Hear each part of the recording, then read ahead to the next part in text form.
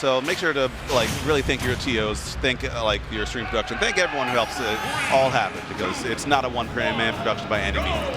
Definitely agree with you there. All right, but we got our next set queued up. Losers top 24 continues. We got Ken and ATATA going into it on Hollow Bastion game number 1. Yeah, and gotta imagine Ken is familiar with the Ness matchup just because he has Gact in his region. And I feel like there's another Ness that's escaping me that's a Japanese player. There's like several good ones. So yeah, I can't remember off the top of my head. Someone's gonna be mad at me, but it's okay. Yeah, it's okay. We'll be okay. But ATATA, I wonder how many Sonics have you played? Because Sonic is a character you kind of have to be practiced against. You have to know how to fight them. Because there's so many tools they have and so many things that look similar even though they're different. You have to traverse kind of that projectile. And yes, I'm calling Sonic Spinball a projectile. Have to traverse it differently. Well, ATATA is from Chicago. I remember there's some strong Sonics out there, so I'm pretty sure he's going to be pretty well versed in this matchup. We're looking pretty decent at the moment, but as soon as I say that classic Sonic combination right there, going to finish that stock off with the forward air to kill on the right side of the stage. All right, so now up a stock, you know the vibes, man. Ken is a Sonic. I mean, all the top Sonics have this, the flexibility to kind of, camp, wait it out, and also the flexibility to go in for blood as soon as there's any opportunity. Right now, Ken posturing very aggressively, wants a little bit more cushion on the lead before, the tent goes up, before the campfire gets started. Yeah, I will say that of some of the top Sonics, I will say that Ken, I think, has more of that defensive play style when having a lead. I don't think there's a particular secret that we've seen plenty of timeouts with. Oh, nice. Oh, my gosh. Nice. Using the spring to shorten the PK Thunder. Whenever you get hit, or whenever PK Thunder hits anything, it gets shortened by about a quarter, roughly. And that was just enough to make sure that those massive magnet hands from Ness don't get even close to the ledge. I know sweet spot as well. And I mean, you're talking about a cushion. This is a lot more than the cushion. This is the entire couch right now. Like Ken, 3 stocks to 1, looking great, just waiting for that yo-yo to finish as well. And something that Ness hasn't been able to get started is the PK Fire stuff. The PK Fire is connecting with SDI by Ken. And just honestly, in general, the Japanese players are just so phenomenal that there's no conversions afterwards. Yeah, I feel like at this level in the bracket, you're just using PK Fire just for the initial space and to act as a stop sign. Because to make it this far, you had to have enough defense to make it happen consistently. Excellent 2-frame right there. Has to use that air dodge. And recognizing that the air dodge would put you below the ledge. Smart stuff. Yep. Yeah. Yep. That is still enough to make it that ATATA won't grab the ledge and can take game number 1. To the naked eye, you're thinking, was that worth the risk? But the Ken, yes, this is an easy dub, homing attack right there. No way that Ness can get by. Gonna run into him. I die, but it's cool because you do as well. Yeah, and I still had more stocks, so, we chilling. You know the vibes. It's kind of like a millionaire. Yeah. I'm sorry that you can't afford this. I got more in the back. It's getting bullied out of the poker tables. Like, I'm going all in. It's like, this is a $2,000 hand. I ain't like that. Game number 1 going the way of Ken, rather convincing as well. Gonna opt for Battlefield as the counter pick. We're gonna see what ATATA can do here. That down tilt from Ness not really paying off, You would think that it would work a little bit better, but it just seems like Ken just runs through it and it doesn't really stop anything. Yeah, having all that speed, all the speed that you could ever want is a huge boon in the matchup because although Ness has massive hitboxes, is pretty slow on the ground and in the air. So, I mean, it's more of a thing where ATATA has to count or throw preemptively to make sure that he can get those hits, whereas Ken can just wait and counterpunch, which is what he does best in the world. Yeah. Some say that Money Mayweather actually learned his stuff from Ken. Learned how to counterpunch from Ken. Yeah. True story. Let me get that time machine. Go Google it. All right, so slowing it down a little bit, and there we go. That counterpunching, as I said right before, ATATA had to kind of tap that shield just to make sure that Ken was still awake, and Ken certainly was. Early riser, it seems.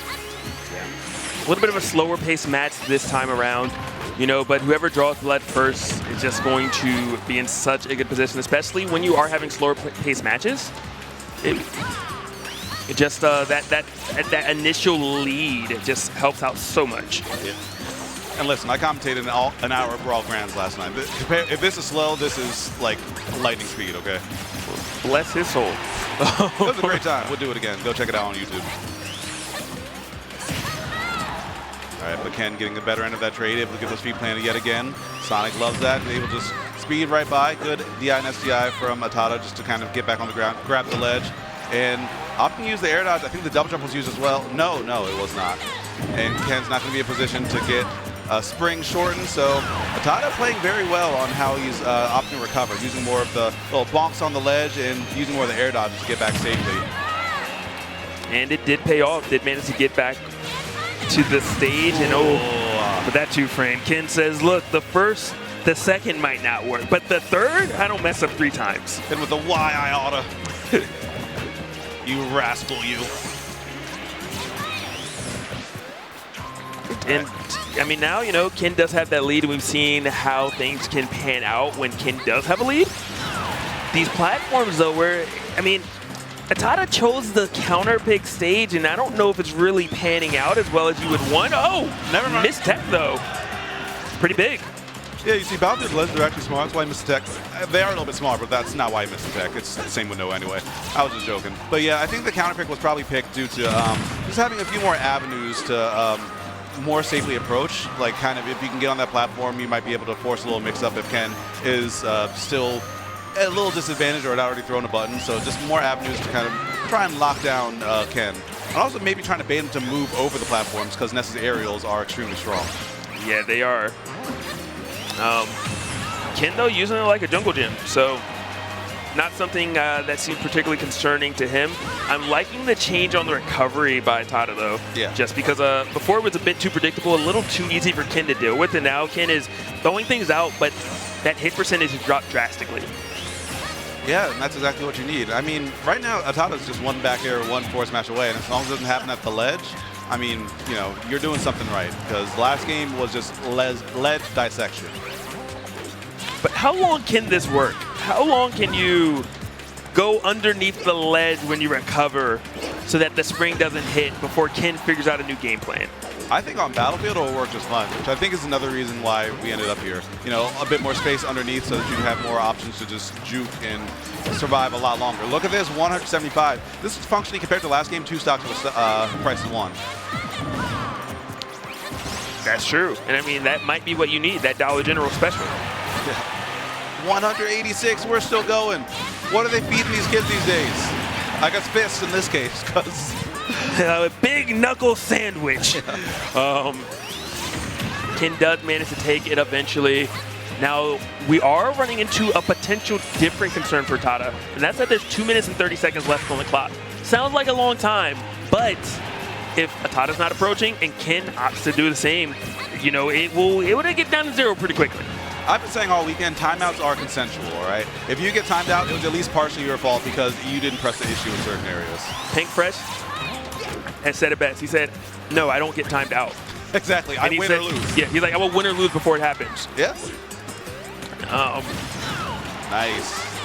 Yeah, he was charging smash attack there as well, so I was going to have a bit more knockback, just more time for ATATA to get back on the stage. And there we go. Now we can get a little bit more beat on Ken's movement. This is data downloading in the bank for ATATA. I'm liking what I'm seeing. But are you going to download that data fast enough, okay? Are you on dial-up or are you indeed on that FiOS? Yeah. We need the high speed. We need the gigabit internet. We need it, but it's feeling like a DSL. Oh.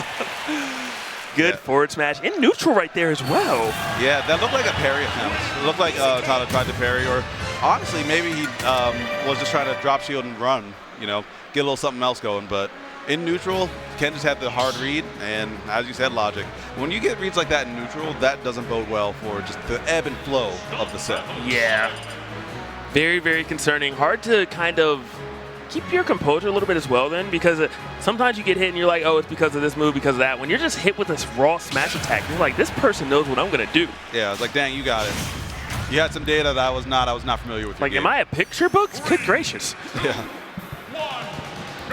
All right, so going back to Battlefield for this game 3 here. In the previous set, I was like, okay, we see a lot of adjustments from guys. I'm predicting a game 5. This time, the adjustments look like they're there, but Ken is just one step ahead and just adjusting right back. Yeah. because the start of the game is almost always the same, where ATATA is winning, and then just Ken starts to make those adjustments that you said, J-Dog, and next thing you know, it's even, and then Ken takes a lead, and just there's no recovering when Ken gets a lead. Yeah. Yeah, recovering against Sonic in that situation is one of the hardest situations in the game. But right now, it's not a situation that's coming like immediately, because ATATA, very solid lead, gets a parry, but misreads what side you were going to be on. Ken able to get away with a little bit of murder there, and here we go. Grab to get things started. Two-piece, and now this is where things get dicey. Landing against Sonic is extremely tricky. Definitely is, because he's just so quick. You know, he can get underneath on pretty much anyone in the game. Fastest thing in the universe, okay? That's the lore. Fastest thing alive, man. Oh, nice. You see how he pixel perfect spaced it through that board tilt? That was beautiful stuff. And okay, ATATA, the crowd coming alive. Chi-Town here to cheer on the boy. Yeah, they are excited. They're like, look, you took the stock first. Can you finish it, though? You're in a good spot. What can Ken do from behind? We're going to find out really quickly. All right, going to get that jump cover right there.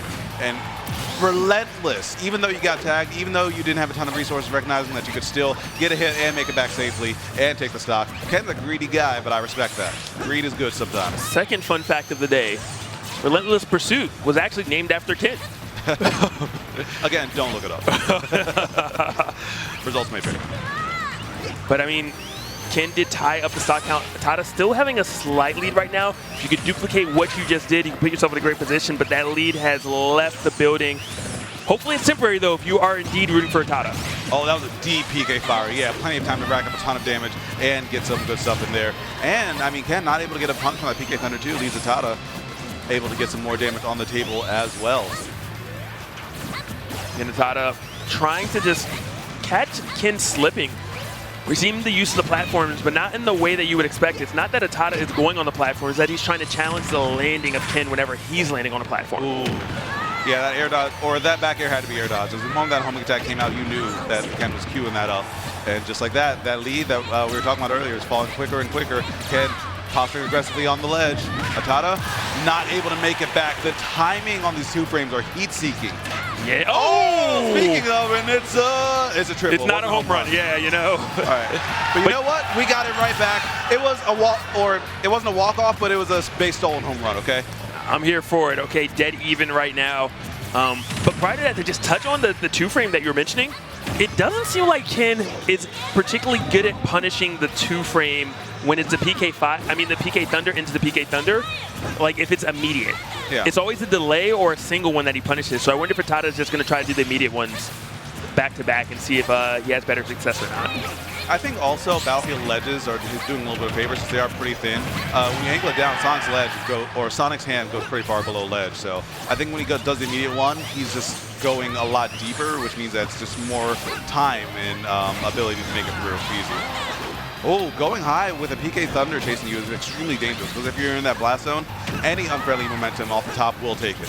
Yes, definitely will, but somehow managed to sit down, and oh, that back air, this is great, this is huge. Are we on the board? We are on the board. ATATA taking game number 3 off of Ken. All right, all right. I was maybe starting to think like, okay, Ken was playing a bit hot, but ATATA made me reconsider what was happening on screen right there. It just looks like so many options were being cut off from Ken, and as we saw before, some of those recoveries, even though he did get two-framed in the second stock there, able to hold on to it, hold on stocks for a lot longer, and icing on the cake, the reads. ATATA, you know, we saw that forest match off a roll read. The data's starting to come together, and he's starting to use it in a more confident and aggressive way. Like we said, DSL, you know? It came eventually. Yeah, you just have to wait a little bit. You just have to, you know, leave the computer room, go watch a show real quick, check it during commercials. That Neopets, you know, that wheel is spinning, okay? We got there eventually. Yeah, slowly but surely. I feel like Ness looks like a Neopets player. Honestly. Looks like, you know, 2005, 2006. Yeah, this is before everyone. They're like, what? What are y'all talking about? Don't worry about it, okay? I think Neopets is still up, actually. Is it? Wow. I think so. Yeah. Good as them. They rob you for this digital currency. They were the first crypto, okay? First NFT. All right, but Town and City is indeed the pick. We're going to see if this favors Ken. You know, that final destination transformation is going to take all those platforms away. This is exactly what Ken is looking for more than likely when he made the decision to go here. Oh, nice. Gets that back air off an air dodge. Still have a jump in the pocket, though. And there we go. Yeah, on Battlefield, it's a little bit trickier, but Ken still does have those, but it's not that time. Yeah. You can only get away with so many of PK Thunder straight to the ledge. I was a little worried about Ken just immediately jumping off and dropping with a forward air and ATATA just kind of having to deal with it.